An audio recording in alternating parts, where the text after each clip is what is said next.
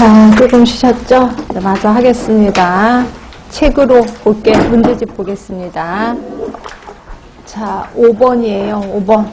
자, 오존층 파괴 물질에 대해서 생산 사용을 정확하게 규제한 게 몬트리올. 89년. 답은 2번입니다. 비엔나 아닙니다. 정확히 규정을 했기 때문에 몬트리올. 자, 6번 보시면 유해 폐기물의 국가 간 수출입 처분 규제할 목적 바젤 협약. 그래서 처음에는 이렇게 좀 간단하게 시험 문제가 나왔구나 하시면 되고요. 자, 7번도 좀 간단하지? 해양 오염 방지를 주목적으로 하는 거는 런던 협약. 그래서 답은 3번이고요. 그 다음에 8번. 자, 유넵. 국제연합환경계획기구입니다. 유넵의 주요 업무나 설명이 아니고, 제가 그걸 따로 얘기하진 않았지만, 하여튼, 뭐, 답은 고를 수 있어야 되겠지. 아닌 것은입니다. 세계 각 나라의 환경기구를 유지 관리하는 데 필요한 소요 경비를 재정적으로 지원할 것 같지 않을 것 같아요. 네, 안 하지. 얘네들이 어떤 애들인데, 이건 안 할 것 같아요. 답은 1번 같고, 그러면 이런 건 하겠네. 지원, 뭐, 기술 인력, 이런 걸 해줄 것 같아요. 2번. 그리고 3번에 보시면 조정, 지휘, 뭐 이런 거 할 것 같아요. 국제협력 할 것 같고요. 그 다음에 72년 스웨덴의 스톡홀름에서 열린 인간환경회의의 결정에 따라 73년에 설립됐다. 맞죠? 73년에 설립된 거. 네, 그래서 답은 1번. 그래서 이런 것들은 가볍게 넘어가셔야 돼. 이런 거 갖고 나 안 배우는데 이러지 마시고. 근데 9번 같은 경우도 그래요. 그래서 제가 이걸 아예 안 갖고 온 것 중에 하나가 되게 많더라고요. 10개년 종합계획 기본 원칙이 너무 많아서 이거 하다 보면 몇 쪽이 넘어가서 이걸 안 하고 이것도 역시 문제로 우리 감을 좀 잡으셔야 되는데 수용체 중심의 접근법이야.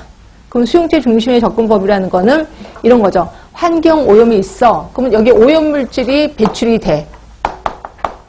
그 오염물질이 배출이 되는데 이게 문제가 아니라는 거죠. 그럼 뭐예요? 이거를 받아들이는 입장에서 얘가 내 몸에 들어오면 나를 얼마나 해야 할 건지 이걸 보는 거야. 이걸 수용체 중심의 접근법이라고 하는 거죠.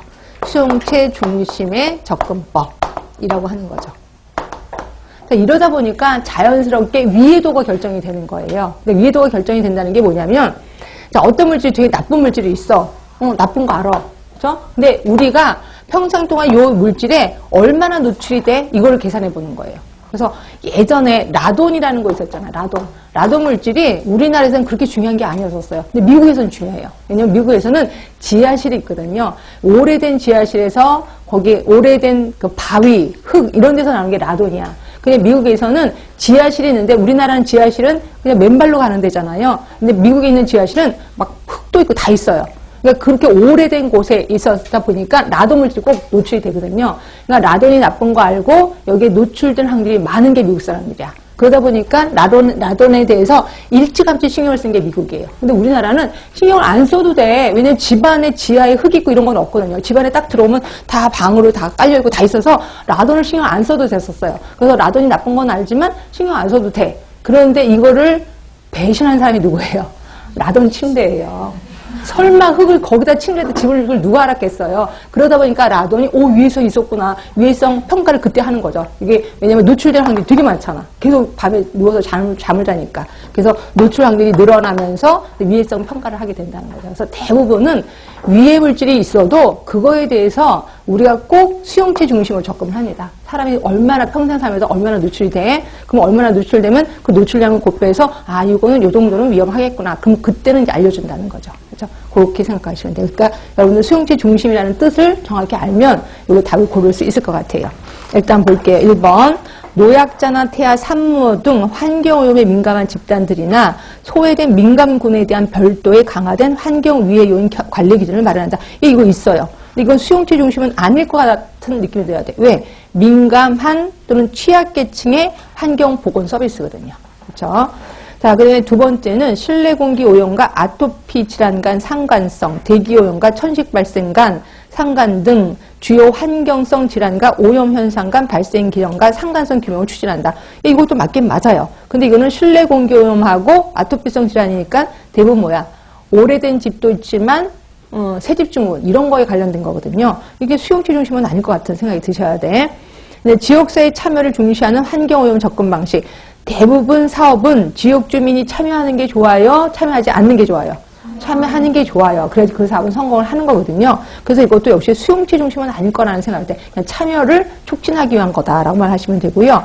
그럼 반면에 4번을 보시면 환경오염 물질 배출량이나 그 자체보다는 받아들이는 사람이나 생태에 끼칠 유해 정도를 중심으로 그 구축이 필요하다는 거죠. 이게 확실히 수용체 중심이라는 게 느껴지셔야 됩니다. 그래서 답은 4번이 되는 거죠. 그래서 이런 문제 나오면 절대 떨지 말고 읽어보시면 뭐가 나온다니까요. 그래서 답은 4번인 거고요.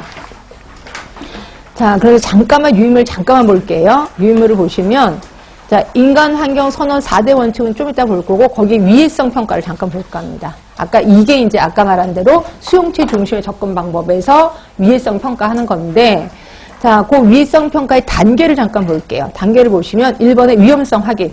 아, 이 물질이 위험하대. 이 물질이 노출이 된다면 암에 걸린대. 라고 확인이 돼. 그래서 위험성 확인입니다. 그러면 평생 동안 얼마나 노출할 건데 노출을 평가합니다. 그래서 우리 사람들이 살면서 한 번도 노출된 적이 없어. 노출되지 않아. 근데 노출 평가 해봤자, 그럼 위험하지 않다라고 보는 거죠. 근데 자주 노출이 돼. 근데 노출 평가를 해. 그럼 그 다음 단계 용량 반응을 평가합니다.